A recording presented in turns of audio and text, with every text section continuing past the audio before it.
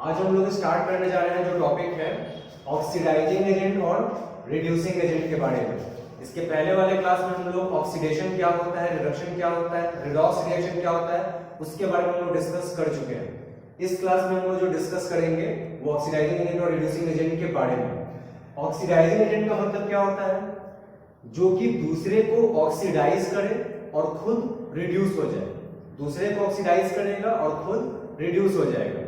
अब दूसरे को अगर ऑक्सीडाइज करना है तो उसको हमको ऑक्सीजन देना होगा या फिर उससे हाइड्रोजन लेना होगा या फिर उससे इलेक्ट्रॉन लेना होगा, तब हम दूसरे को ऑक्सीडाइज कर सकते हैं। तो अगर हम किसी को ऑक्सीजन अगर देते हैं तो मेरा रिडक्शन होगा, हम किसी से हाइड्रोजन अगर लेते हैं तो मेरा रिडक्शन होगा, हम किसी से इलेक्ट्रॉन अगर लेते हैं तो मेरा रिडक्शन होगा।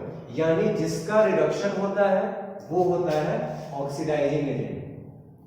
और उसी तरह से रिड्यूसिंग एजेंट का मतलब हुआ जो दूसरे को रिड्यूस करता है, जो दूसरे को रिड्यूस करेगा और खुद ऑक्सीडाइज हो जाएगा। दूसरे को रिड्यूस कैसे करेंगे? उसको हाइड्रोजन देकर या फिर उससे ऑक्सीजन लेकर या फिर उसको इलेक्ट्रॉन देकर। तो अगर हम किसी को हाइड्रोजन अगर देते हैं तो मेरा ऑक्सीडेशन होगा, हम किसी से ऑक्सीजन अगर लेते हैं उसको रिड्यूस करने के लिए तो मेरा ऑक्सीडेशन होगा। यानी इस तरह से हम कह सकते हैं कि जिसका ऑक्सीडेशन होता है वो होता है रिड्यूसिंग एजेंट। ठीक है, ओवरऑल ये कहा जा सकता है जिसका रिडक्शन होगा वो हो जाएगा ऑक्सीडाइजिंग एजेंट, जिसका ऑक्सीडेशन होगा वो हो जाएगा रिड्यूसिंग एजेंट। अब एग्जांपल के तौर पे हम लोग देख सकते हैं ये एक रिडॉक्स रिएक्शन है, क्योंकि इसमें ZnO से ये चेंज हो रहा है Zn में। ZnO से Zn में जब चेंज होगा तो इसका हो जाएगा रिडक्शन, और C से ये CO में चेंज हो रहा है। यहां से लॉस ऑफ ऑक्सीजन हो रहा है तो ये रिडक्शन, और C से CO में चेंज हो जा रहा है तो इसका हो जा रहा है ये ऑक्सीडेशन। ठीक है, तो यानी चूंकि ये ऑक्सीजन ले रहा है तो ये रिडॉक्स रिएक्शन है, रिडक्शन ऑक्सीडेशन दोनों हो रहा है। तो यहाँ पे इसका रिडक्शन हो रहा है, इसीलिए ये क्या हो जाएगा ऑक्सीडाइजिंग एजेंट, और इसका हो रहा है ऑक्सीडेशन, इसीलिए ये हो जाएगा रिड्यूसिंग एजेंट। ठीक है, ये हो गया, इसका रिडक्शन हो रहा है इसलिए ये ऑक्सीडाइजिंग एजेंट उल्टा, और इसका ऑक्सीडेशन हो रहा है इसलिए ये हो जाएगा रिड्यूसिंग एजेंट। वैसे ही ये वाला रिएक्शन हम देख सकते हैं, इसमें MnO2 चेंज हो रहा है MnCl2 में, यहाँ पे लॉस ऑफ ऑक्सीजन हो रहा है, लॉस ऑफ ऑक्सीजन हो रहा है इसीलिए ये हो जाएगा रिडक्शन। और वैसे ही HCl जो होगा वो चेंज हो जा रहा है Cl2 में, तो यहाँ पे HCl से हाइड्रोजन निकल रहा है तो हाइड्रोजन का लॉस हो जाता है ऑक्सीडेशन, तो ये हो जा रहा है ऑक्सीडेशन, ऑक्सीडेशन ये हो जा रहा है। तो उसी तरह इसका रिडक्शन हो रहा है इसीलिए ये हो जाएगा ऑक्सीडाइजिंग एजेंट, जिसका रिडक्शन होगा वो होगा ऑक्सीडाइजिंग एजेंट, और इसका हो रहा है ऑक्सीडेशन इसीलिए ये हो जाएगा क्या रिड्यूसिंग एजेंट। ठीक है, इस तरह से एग्जांपल के थ्रू ये हम समझ सकते हैं कि कौन ऑक्सीडाइजिंग एजेंट होगा और कौन रिड्यूसिंग एजेंट होगा। ये जो रिएक्शन है वो हमेशा ध्यान रखना है कि ऑक्सीडाइजिंग एजेंट हो या फिर रिड्यूसिंग एजेंट हो, ये जब भी होगा तो रिएक्टेंट साइड में होगा, प्रोडक्ट साइड में नहीं होता। प्रोडक्ट साइड में ऑक्सीडाइजिंग एजेंट या रिड्यूसिंग एजेंट कभी नहीं। जब भी ऑक्सीडाइजिंग एजेंट या रिड्यूसिंग एजेंट होगा तो रिएक्टेंट साइड में होगा, क्योंकि ये अगर किसी को ऑक्सीडाइज करेगा, इसको ऑक्सीडाइज कर रहा है तब ये बन रहा है, ऑक्सीडाइज करने की वजह से ये बन रहा है, इसके रिड्यूस करने की वजह से ये बन रहा है। ठीक है, तो ये ऑक्सीडाइजिंग एजेंट या रिड्यूसिंग एजेंट दोनों रिएक्टेंट साइड में होगा। तो ये हम लोग इस तरह से ये चीज समझ लिए। अब इसके बाद का जो टॉपिक जो है वो एक भी इंपॉर्टेंट टॉपिक है कोरोजन। कोरोजन जो होता है ये क्या होता है? कोरोजन का मतलब क्या होता है? ये एक तरह का केमिकल प्रोसेस है, एक तरह का केमिकल प्रोसेस है जिसमें कि कोई भी मेटल जो होता है, मेटल के सरफेस पे ऑक्साइड का लेयर, हाइड्रोक्साइड का लेयर, सल्फाइड का लेयर, कार्बोनेट का लेयर, ये सब डिफरेंट लेयर्स जो होता है वो आ जाता है। Oxygen, moisture, acid, different gases, ये सब के कांटेक्ट में आने की वजह से ये सब डिफरेंट तरह का लेयर आ जाता है, जो कि अलग अलग कलर का होता है। कोई ब्राउन कलर का होगा, कोई ब्लैक कलर का होगा, कोई ग्रीन कलर का होगा। तो ये अलग अलग कलर का ये सब जो लेयर जो आ जाता है, ठीक है, इसी प्रोसेस, इसी केमिकल प्रोसेस को हम लोग बोलते हैं कोरोजन। ठीक है, कोरोजन इसी को हम लोग बोलते हैं। क्योंकि केमिकल प्रोसेस है, क्योंकि एक बार कोरोड हो गया तो फिर वापस हम फिर उससे वैसा मेटल हम नहीं ऑब्टेन कर सकते हैं। ठीक है, तो कोरोजन एक तरह का केमिकल प्रोसेस है जिसमें कि कोई भी मेटल है वो ऑक्सीजन है, मॉइस्चर है या फिर एसिड वगैरह है, ये डिफरेंट चीजों के कांटेक्ट में आने की वजह से उस पे ऑक्साइड, सल्फाइड, कार्बोनेट, हाइड्रोक्साइड, ये सब का डिफरेंट कलर्स का लेयर आ जाता है। इसी केमिकल प्रोसेस को हम लोग कोरोजन बोलते हैं, जिसका एक फेमस एग्जांपल है rusting of iron. Rusting of iron जो होता है, ये क्या होता है, इसमें जब आयरन को मॉइस्चर और ऑक्सीजन दोनों के संपर्क में जब आता है, कांटेक्ट में जब आता है, तो इसके सरफेस पे एक लेयर आ जाता है, ऑक्साइड का लेयर आ जाता है, जो कि ब्राउन कलर का होता है। ठीक है, उसी ब्राउन कलर के लेयर को हम लोग बोलते हैं रस्ट बोलते हैं, जिसका फॉर्मूला होता है Fe2O3.XH2।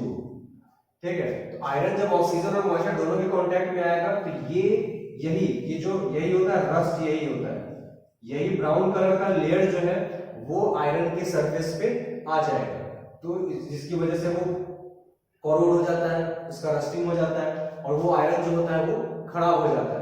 ठीक है, वो ऐसा हो जाता है कि उसके बाद वो ब्रेक भी कर सकता है।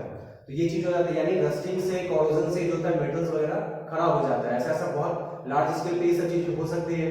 ठीक है, वैसे ही तो ये बात है, आयरन की बात है।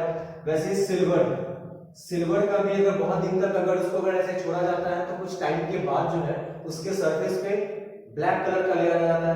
वो किसकी वजह से आता है, तो silver sulphide Ag2S, silver sulphide का लेयर आ जाने की वजह से ये ब्लैक जो है वो हो जाएगा।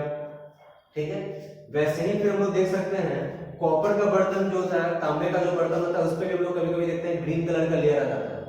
ये क्यों होता है, क्योंकि कॉपर भी उसी तरह से मॉइस्चर है, ऑक्सीजन है, ये सब के कांटेक्ट में जब आता है, ठीक है, एटमॉस्फेयर में जो सब मौजूद है उसके कांटेक्ट में आता है, तो मिक्सचर ऑफ कॉपर पे mixture of CuOH2, copper hydroxide और CuCO3, ये दोनों का लेयर उस पे आ जाता है, जो कि किस कलर का होता है, ग्रीन कलर का। तो कॉपर के बर्तन पे, तांबे के बर्तन पे जो ग्रीन कलर का जो लेयर आता है वो मिक्सचर ऑफ कॉपर हाइड्रोक्साइड और कॉपर कार्बोनेट की वजह से आता है।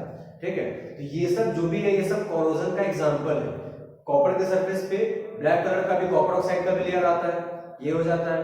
वैसे तो ये सब डिफरेंट एग्जांपल्स हैं कोरोजन का, किसी में ऑक्साइड का, किसी में कार्बोनेट का, किसी में सल्फाइड का डिफरेंट कलर का लेयर आ जाता है, जिससे कि वो मेटल कोरोड हो जाता है। ये केमिकल प्रोसेस कोरोजन है। ठीक है, अब इसी कोरोजन को रोकने के लिए, अब चूंकि ये कोरोजन बहुत हार्मफुल हो जाता है, तो इसी कोरोजन को रोकने के लिए हम लोगों को बहुत सारे स्टेप्स लेना पड़ता है। कुछ मेथड्स हैं, जैसे कि रस्टिंग ऑफ आयरन को रोकने के लिए हम लोग पेंट कर देते हैं। आयरन को हम लोग पेंट कर देंगे तो क्या हो जाएगा, उस आयरन पे पेंट का एक लेयर आ गया, जिससे कि आयरन का जो कांटेक्ट है ऑक्सीजन और मॉइस्चर से खत्म हो जाता है। तो जब ऑक्सीजन और मॉइस्चर से उसका कांटेक्ट खत्म हो जाएगा तो वो कोरोड नहीं होगा, उसका रस्टिंग नहीं होगा। एक तो मेथड हो गया। मेथड्स जो है वो प्रिवेंशन ऑफ कोरोजन, कोरोजन को रोकने के लिए हम लोग क्या कर सकते हैं, तो कोरोजन को हम लोग रोकने के लिए जैसे कि एक मेथड में इसका आ जाएगा, इसमें पेंटिंग हो सकता है, हम लोग पेंट कर सकते हैं, तो पेंट किया जा सकता है। इसके अलावा हम लोग क्या कर सकते हैं, गैल्वेनाइजेशन कर सकते हैं। गैल्वेनाइजेशन एक ऐसा प्रोसेस होता है जिसमें कि हम लोग आयरन को मोल्टेन जिंक में डाल देते हैं। मोल्टेन जिंक में डालेंगे, उसको निकालेंगे तो जिंक का कोटिंग आ जाएगा। वो कोटिंग जो उस पे आ गया, जिंक का कोटिंग आ गया, तो इससे आयरन का कांटेक्ट ऑक्सीजन और मॉइस्चर से खत्म हो जाता है। तो गैल्वेनाइजेशन के द्वारा भी हम रस्टिंग ऑफ आयरन रोक सकते हैं। फिर इसके बाद और हम लोग क्या कर सकते हैं, एलॉइंग कर सकते हैं, यानी एलॉय वगैरह हम लोग बना सकते हैं। जैसे कि आयरन का एलॉय जो होता है वो स्टील, स्टेनलेस स्टील, जो कि आयरन, कार्बन, निकेल, क्रोमियम ये सब को मिलाकर हम लोग बनाते हैं। तो इससे क्या हो जाता है, वो सब में जंग नहीं लगता है। ठीक है, फिर इसके अलावा जो है वो ब्रॉन्ज है, कॉपर और टीन का जैसे होता है, ब्रास है, कॉपर और जिंक का होता है।